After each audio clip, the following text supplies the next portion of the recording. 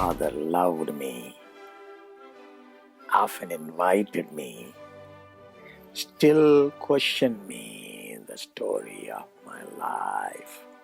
From year to year, the battles, sieges, fortunes that I have passed, I ran it through.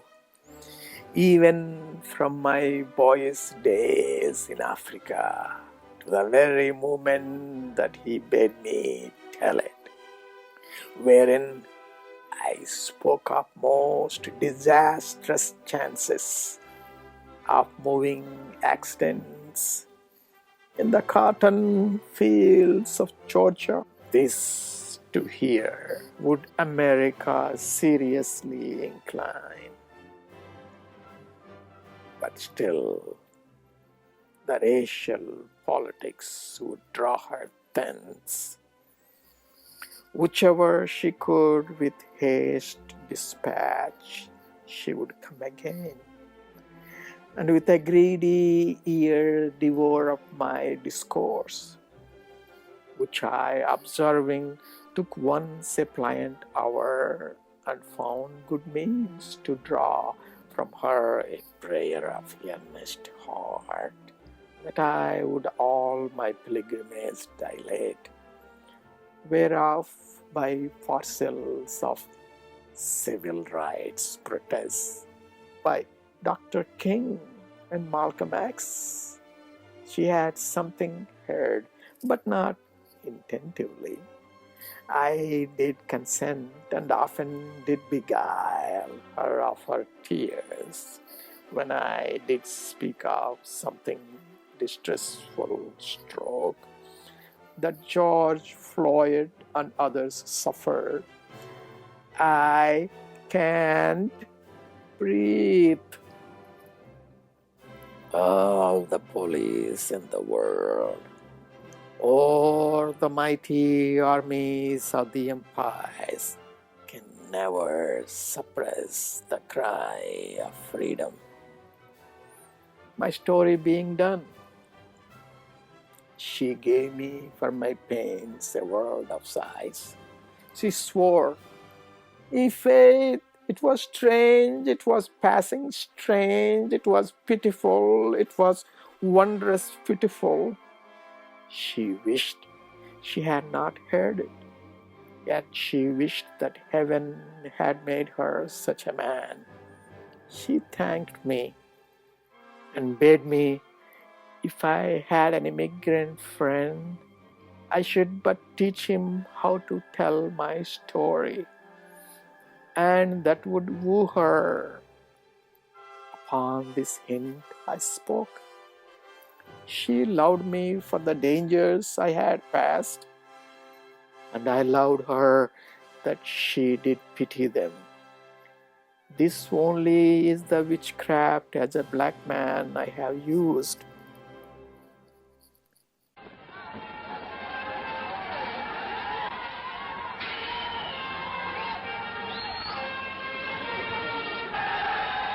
Bollywood to Hollywood with Rao Rampilla. Today we have a special guest from France, producer, director, and you name it, you got it, Olivier Delahaye. Did I say it right, Olivier? Almost, yes. It's Olivier tonight. Well, there is a famous British actor, Olivier, so I can't be that wrong. Yeah, Well, to our audience, welcome to the show. It's my privilege to have you here, especially from France. We never had a French director on our show. To our audience, I'm going to introduce you because you're born in Paris, right? Yes. Yeah, you're born in Paris, lived in Paris. Now you live in southern France. And you have a very varied education: law, history, art history, everything else. So I was a lawyer myself, but I don't have your varied background. you did everything that is possible, and you did commercials for 20 years. So we're going to show you the audience your one of your commercials, so they know how good you are. Okay. Could we run the commercial, first one? No, he is going to run the commercial. Is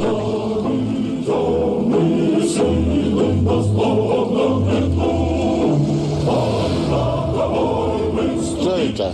Леонид Комаровский, новый любимчик президента. Учился капитализму в Гарварде, теперь работает в Кремле. А серебряная игрушка? Откуда она? Французская, называется Клио. Как говорят французы, elle a toute une grande. Говорят, на Западе ее можно увидеть везде. Везде? Это роскошь везде? Коммунистический рай.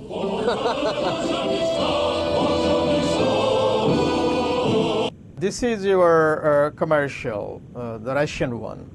Yes. And then you have done you done hundreds of them, and you did one with Cindy Crawford too. But this one was very special because it was the first one we did for Renault Clio. It was the first commercial done for Renault Clio, but more interestingly, it was the first commercial shot in Moscow. Yes. For France, and it was shot in Russian, and it was shot during the Glasnost in 90. Oh, when Mikhail Gorbachev was there. It was very, very interesting because so we were feeling that the empire was falling apart, but in the meantime, it was the real start of kind of capitalism in Soviet Union, Russia. Soviet Union, and it was very interesting because we were feeling that things may really explode, or so it was a good experience. And then you moved on to the feature films from commercial. Yes, but 10 years later. But you know, from that, in fact, at the same time, I started to go to shoot commercials in South Africa. Not before, because before Nelson Mandela was in prison. From 90, he was released, so he was freed. So we decided to go to South Africa, and it was a kind of similar experience in South Africa with Russia. So in both countries, we were feeling that something was really happening, that it could go to a disaster. But something more interesting was happening in South Africa. It was that Mandela and the ANC was really having a real philosophy, and they were trying to avoid the bad blast which was going to happen. So that's why I decided to make a feature film there. So it took me 10 years, but it was my first feature film in South Africa. And then you made a movie, Wooden Camera, right? It was this film. That we only shot it in 2003, but I've been working on it since 1992. I see a little bit of a Dickinsonian tinge, Charles Dickens. So when I saw the film, I thought maybe it has the effect of Charles Dickens on you, but maybe without your knowledge or with your knowledge. So I kind of sense you are a little bit conscientious. There is a tinge of political aspect to your artistic artistic life, from commercial, then moving on to feature films and things like that. I was on hunger strike in India one time, fighting against the caste system. And when I met you in Tunisia, so that made me connect to you more so especially when we talked about Sorbonne. Do we have that picture of us hunger strike? I was in Sorbonne because of my political activism. So I was very, very interested about Sorbonne. So when I visited Paris, so here we have, that's going back to my political activism back in New Delhi, we have 5 hunger strikers. And then because of that, when I went to Paris, I visited the Sorbonne campus. Can we show? Yeah, so here is the Sorbonne campus. It says Sorbonne University de Paris. I was right across at the campus. There was a store, bookstore. They showed me all the student protest movements, and there was a statue of some professor or somebody there. And that's me smiling before the Sorbonne campus. And then there is also a statue of a liberty. I don't know how. It seems like the French has a love for liberty. So you gave us the Statue of Liberty. So there is a Statue of Liberty there. So my interest is, I was there talking to some people, and I was saying La Révolution, and it seems like people are very much settled, and they said, well, there is no more revolution in France. Kind of disappointed, but so I see. So you were there at the Sorbonne. Could you recapture things from your time? Yeah, so I was there. I was not at the Sorbonne because I was too young. You know, in May '68, I was 12 years old. But I was living in Paris, and my father was working at an art gallery in Saint-Germain-des-Prés. And Saint-Germain was really, it's close to Sorbonne, and it's really where everything was happening. So we had news every day. A very clear recollection of what was happening at this time. And it was really, even for a little boy like me, I was in a quite a strict college, and it was a religious college, and it was very funny because also there everything started to move and so on, and it was a delicious time of freedom, of imagination. I remember my father was helping a lot of students of art. Who were bringing to him posters with slogans against de Gaulle, for the revolution, and so on. And it was always full of humor, very artistic, very funny. It was sometimes very incorrect.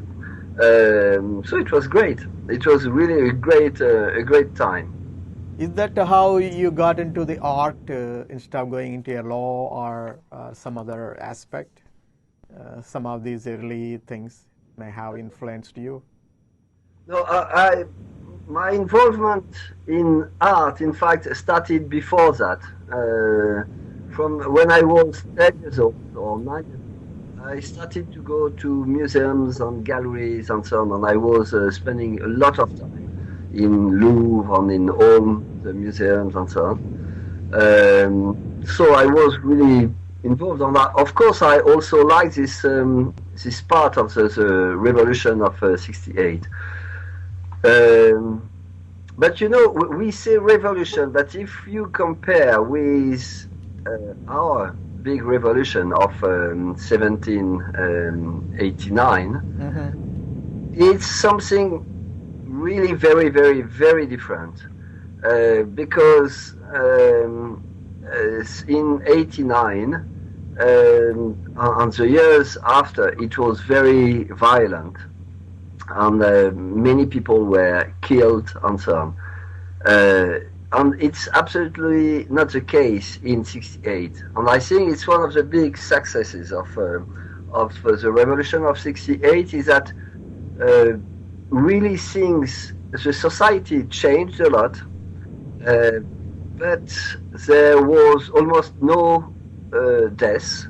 I think that during the whole revolution there was only five people who died, and more or less it was more accident than really people killing other people.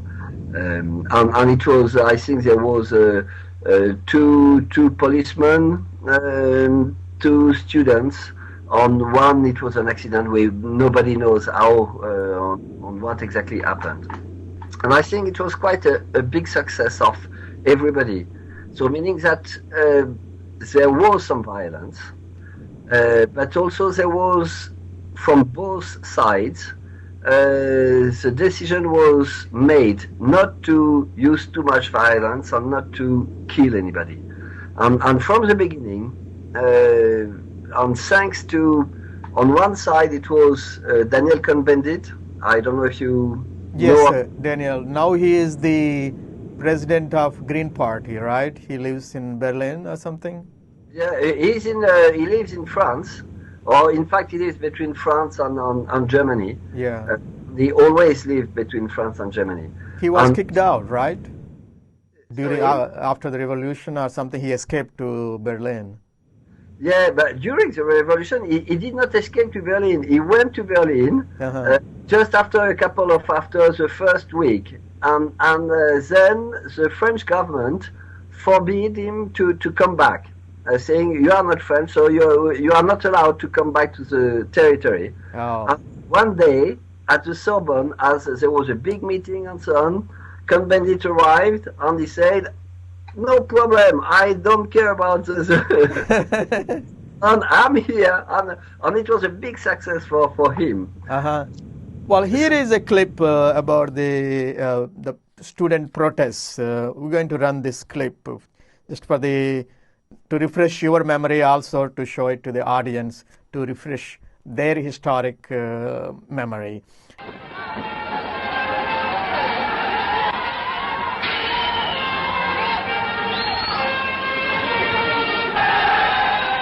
Après plusieurs autres villes aussi différentes que Rome, Berlin-Ouest ou Varsovie, l'agitation étudiante s'est manifestée à Paris.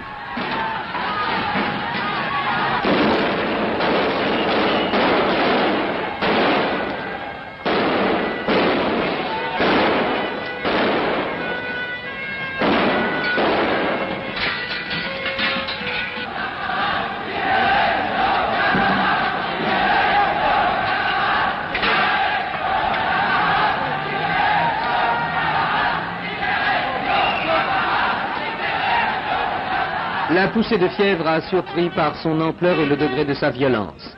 Une violence qu'on n'avait pas connue ici depuis longtemps.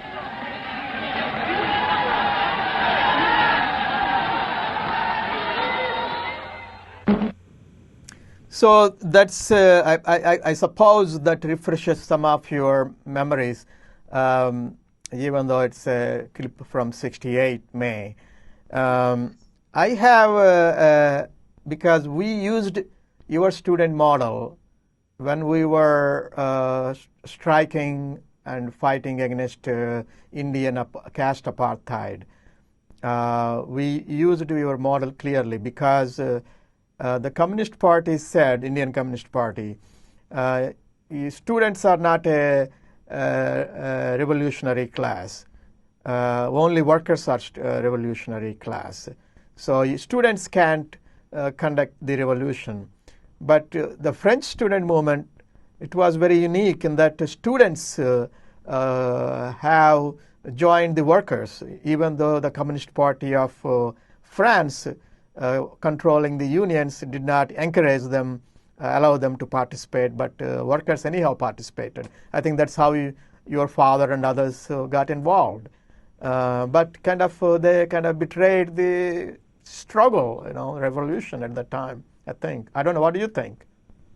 In fact, it really started with the students and not with the workers and so on. Also the syndicates, so the union they were against the movement at the beginning. It was really a student movement.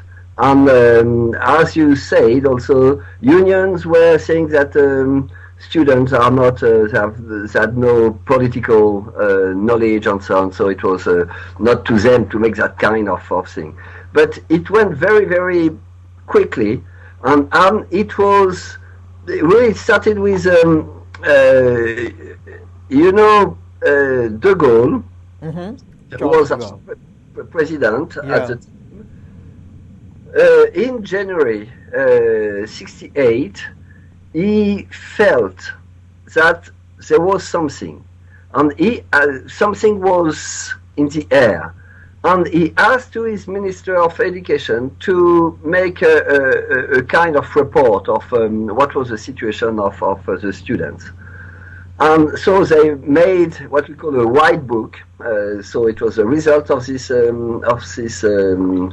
about the situation, and it was presented in a university.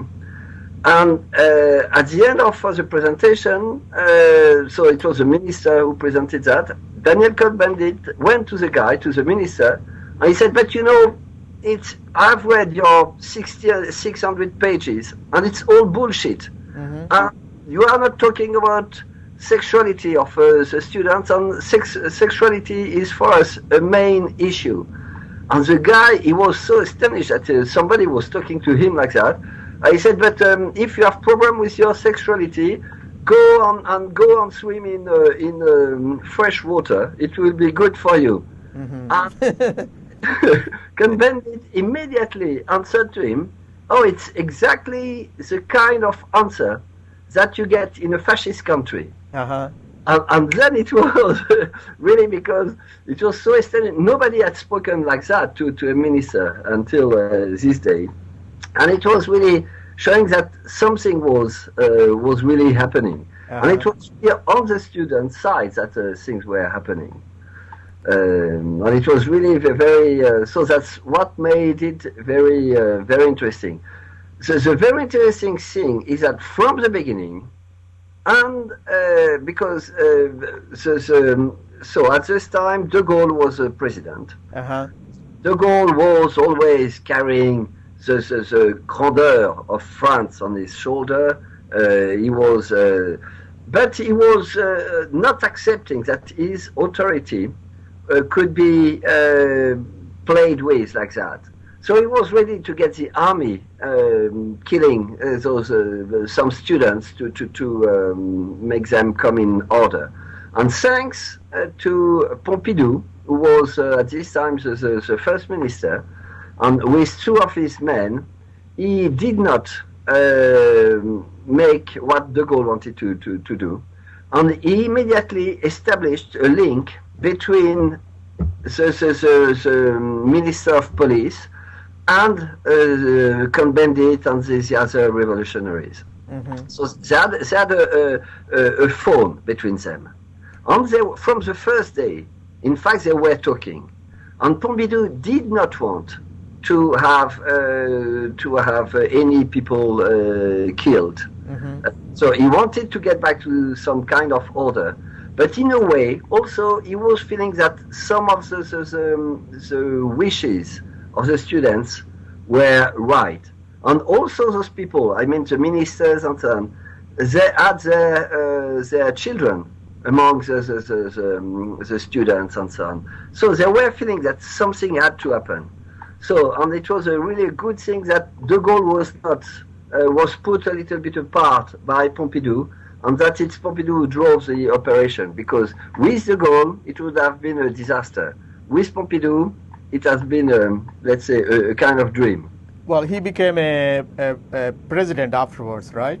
Yes. Subsequently. Yes. Yeah. We have I'm trying to drive my point between these unions and the communists. There was a clip, I think PBS clip. Let me put it on that clip and see, you will understand what I'm talking about. The rift between the Union Communist Party and the students. Yeah, I will add something about what was said at the end of the previous clip about about violence. Uh-huh. Because, we were very much shocked effectively by this violence. It was quite violent. But as I said, in 1 month, we had only 5 dead people. 4 years before, Yeah. or 6 years before, Uh-huh. Algerians had, we throw, I mean, I say we, the police, the French police, throw into the Seine, the river Seine, hundreds of Algerians who died. Uh-huh.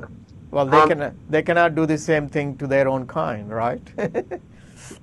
Yeah, but it was done in France by the French police, and it was not. So when the guy at the end of the clip you have heard said, "Oh, we have never seen that kind of violence," no, we had seen much more violent things, and it was just a couple of years before. Uh-huh. Well, let's see this clip. Okay. The clip is about confrontation, Paris, 1968.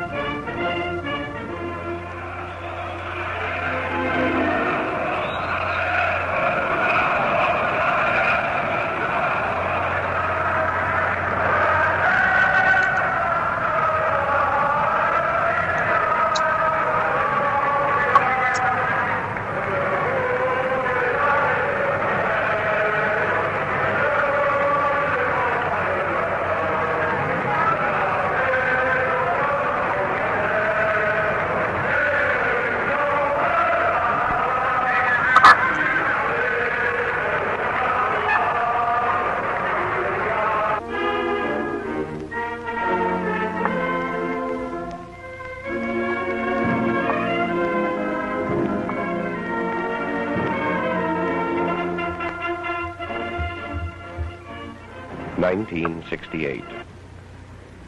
Industrial societies throughout the world are in ferment following 2 decades of growth and prosperity.